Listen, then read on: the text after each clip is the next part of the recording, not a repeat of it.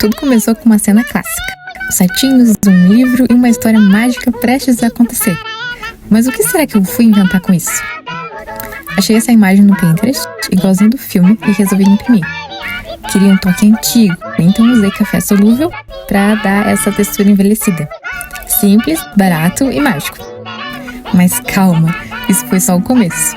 Como não achei a capa original, então eu mesmo tive que fazer a line art.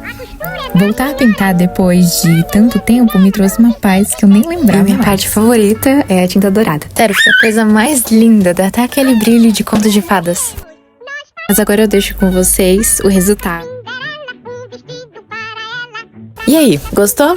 Me fala aqui nos comentários, me diz o que você mais amou nesse processo.